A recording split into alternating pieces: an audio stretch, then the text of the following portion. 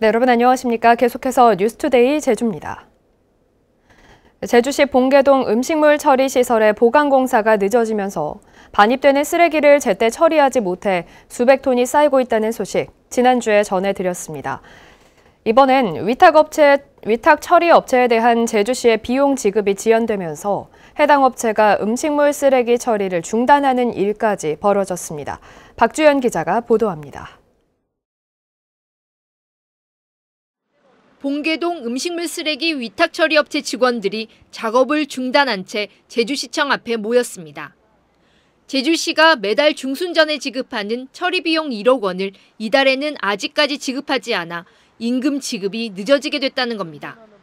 또 제주시의 시설 보강 공사 지연으로 처리 못한 음식물 쓰레기가 300톤에 이르면서 악취가 심해지는 등 작업 환경이 나빠지고 있다며 대책을 요구했습니다. 이들은 악화된 작업 환경을 언론에 제보했다는 이유로 제주시가 비용 지급을 미루는 것으로 의심된다며 비용이 지급될 때까지 작업을 중단하겠다고 주장했습니다. 언론에 한번 저희가 제보를 한 것이 있어가지고 그걸로 인해서 제주시의 갑질이 진행하고 있다고 생각이 듭니다. 위탁업체가 처리하는 건조된 음식물 쓰레기는 하루 평균 40톤. 제주시에서 발생하는 전체 음식물 쓰레기의 66%를 차지합니다. 제주시는 보강공사 지연으로 지난달 하순부터 자체 처리하지 못한 음식물 쓰레기 일부를 위탁업체가 처리하는 과정에서 정확한 처리량을 계산하다 보니 평소보다 시간이 걸리게 됐다고 해명했습니다. 40톤은 넘었지만 그 물량이 저쪽에서 주장하듯이 40톤 범위밖에 처리 못한다고 하더라도 어쨌든 그 물량이 남아있는 부분까지 청구가 들어왔었던 상황이라서 위탁업체가 오후부터 처리 작업을 재개하면서 다행히 우려했던 음식물 쓰레기 처리대란은 피했습니다. 하지만 보강공사 지연에 위탁업체에 대한 비용 지급까지 늦어지면서 제주시의 행정 처리를 재정비해야 하는 것 아니냐는 비판의 목소리가 나오고 있습니다. MBC 뉴스 박주연입니다.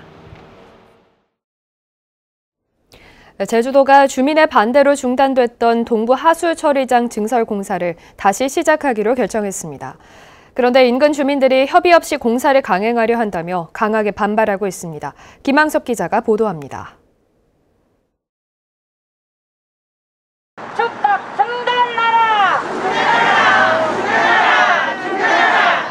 제주시 구자읍 월정리 해녀들이 내일로 예정된 동부하수 처리장 증설 공사 재개를 중단할 것을 촉구하고 나섰습니다. 이들은 제주도가 동부하수 처리장과 사마지구를 연결하는 하수관로 공정을 마무리하고 있다며 주민 동의도 없이 공사를 강행하고 있다고 규탄했습니다. 아무것도 아닌 상태에서 공사를 진행하는 건 마을 우롱하는 거나 마찬가지입니다. 24,000동 가면은 월정리의 바다는 거의 황폐해야 된다는 걸 봐야죠. 제주시 조천읍과 구자읍 지역 하수를 담당하는 동부하수 처리장의 증설 공사가 시작된 것은 지난 2017년 9월. 하루 12,000톤의 하수를 처리할 수 있는 시설이 한계치에 다다르면서 처리 용량을 2배로 늘리는 공사를 시작했지만 3개월 만에 중단됐습니다. 제주도가 제주시 도도하수 처리장 포화로 사마지구에서 나오는 하수에다 동복리 환경저하순환센터 침출수까지 처리하도록 추진하자 주민 반대에 부딪힌 겁니다. 제주도는 처리 용량이 100%를 넘어 더 이상 공사를 미룰 수 없다며 공사를 진행하면서 주민과 협의하겠다고 밝혔습니다. 지역 주민들이 요구 사항을 전부 수용한다는 자세를 가지고 최종 협의가 완료될 수 있도록 최선의 노력을 다하겠습니다. 제주도도 하수 처리장의 현대화 사업 역시 2차례나 유찰돼 시공사 선정도 하지 못한 상황. 시민단체들은 처리장 증설뿐 아니라 근본적으로 하수량을 줄이는 다양한 대책을 마련해야 한다고 지적합니다. 기본적으로 하수를 저감할 수 있는 절수 대책이라던가 아니면 중수도 활용이라던가 이런 여러 가지 부분에 대한 고민이 필요하고 그에 따른 실행도 필요하고요. 제주시 지역에서 증설 공사가 추진 중인 하수 처리장 3곳 가운데 지난달 공사가 재개된 서부를 뺀 2곳은 여전히 제자리 걸음입니다. 이미 포화 상태인 동부하수 처리장의 증설 공사가 주민들과의 협의를 거쳐 정상적으로 이루어질 수 있을지 주목됩니다. MBC 뉴스 김항섭입니다. 제주시 오등봉 공원 민간 특례 사업자와 제주시장이 체결한 협약서가 공개됐습니다. 개발 이익을 사업자가 마음대로 가져갈 수 없도록 초과 이익 환수 조항이 포함됐지만 공사비를 검증할 장치가 미흡하다는 지적이 제기됐습니다. 송원일 기자가 보도합니다. 제주시 오등봉 공원 76만 제곱미터 부지에 공원시설과 아파트 1,400여 세대를 짓는 민간 특례 사업. 홍명환 더불어민주당 도의원은 최근 이 사업의 협약서를 공개하고 사업자가 폭리를 취할 수 있는 문제가 있다고 지적했습니다. 공원시설과 아파트를 지으면서 토지 보상비 1,600억 원, 공사비 5,600억 원 등 총 비용 8,100억 원이 들어가는데 사업자에게 줘야 하는 확정 수익률 8.91%를 보장하려면 분양 수입을 9,100억 원 거둬야 합니다. 현재 제시된 아파트 분양가는 평당 1,650만 원, 사업자가 가져가는 이익은 600억 원을 넘습니다. 이익금이 이보다 더 많으면 제주시가 초과 이익을 환수하도록 협약서에 명시돼 있습니다. 문제는 초과 이익이 발생하는지 또 얼마나 되는지를 사업이 끝난 뒤 60일 이내에 정산하도록 한 점입니다. 그때 정산이 이루어지지 않으면 원가 계산은 결국 건설업자가 제시한 원가를 인정할 수밖에 없는 구조여서 그래서 그러한 어떤 안전장치들을 만들어 나가야 되지 않을까. 또 협약서에 공원시설은 제주시장이 건설사업 관리자를 선정해 감독하도록 했지만 아파트는 별도의 조항이 없어 제주시가 직접 감독할 방법이 없습니다. 이 때문에 아파트 건설에 자재가 얼마나 쓰였는지, 비용은 얼마나 집행됐는지 검증하기가 쉽지 않습니다. 비공시설은 주택법에 의해서 저희들이 주택건설 사업 승인을 받고 추진하는 사항이기 때문에 그 주택법에 따른 그 검증 부분은 저희들이 관련 부서하고 협의를 통해서 어떤 검증 시스템을 구축해 나가도록 하겠습니다. 한편 제주참여환경연대는 성명을 내고 추진 절차에 문제가 심각한 도시공원 민간 특례 사업에 대한 행정 사무조사권을 발동하라고 제주도 의회에 촉구했습니다. MBC 뉴스 송원일입니다.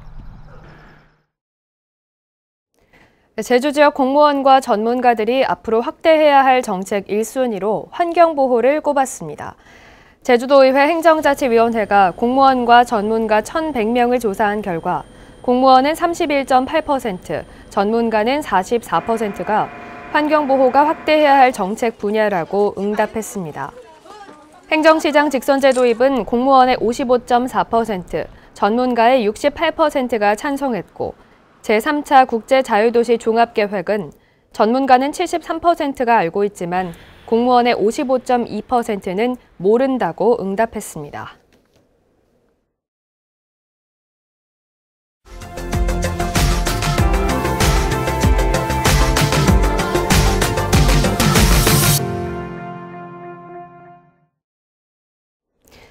자연생태의 보고인 DMZ에는 많은 야생생물이 서식하고 있는데 살아있는 화석이라 불리는 사냥을 자연으로 돌려보냈습니다. 지난해 다친 걸 1년 동안 치료한 건데 인공 증식한 사냥 3마리도 함께 방사했습니다. 춘천 MBC 허주희 기자가 취재했습니다. 강원도 양구군 두타연 DMZ 일원. 커다란 나무 우리를 조심스레 차에서 내립니다. 우리문이 올라가자 눈 깜짝할 새 사냥 한 마리가 산을 향해 힘차게 달려갑니다. 지난해 11월 아프리카 돼지열병을 막기 위해 설치된 야생 멧돼지 포획들에 갇혀 다리를 다친 상태로 구조된 사냥을 1년 만에 자연으로 돌려보낸 겁니다.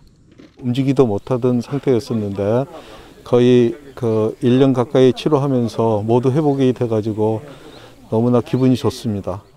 이어서 양구 사냥증식보건센터에서 증식한 3마리의 사냥도 자연의 품으로 첫 발을 내딛습니다.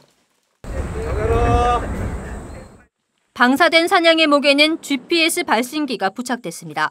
사냥이 무사히 안착했는지 또 덫에 걸리진 않았는지 2년 동안 추적 관찰합니다. 민통선 내에 있는 사냥의 주요 서식지입니다. 사냥의 목에 달린 위성 발신 신호로 봐서 아직까지는 1-2km 이내에 있는 것으로 추정됩니다. 현재 추정되는 국내 사냥 개체 수는 1,000마리 정도. 갈수록 개체수가 줄어들자 멸종위기 야생생물 1급이자 천연기념물로 지정해 보호하고 있습니다. 동서와 남과 북으로 어느 정도 이동하면서 얘들이 세력권을 갖고 확산 분산이 되는지 그런 연구를 지속적으로 진행할 예정입니다. 처음으로 DMZ 일원에서 사냥 방사가 이뤄지면서 사냥 증식 속도를 높일 수 있는 생태 연구의 길이 열렸습니다. MBC 뉴스 허주입니다.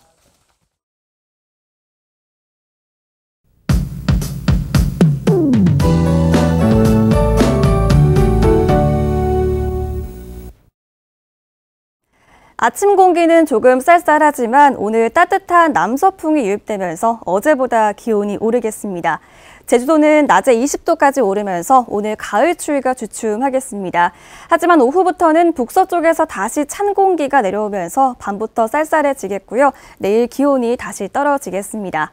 오늘 낮과 밤의 기온 차이가 8도 가까이 크게 벌어지겠는데요. 큰 일교차에 유의하셔야겠습니다.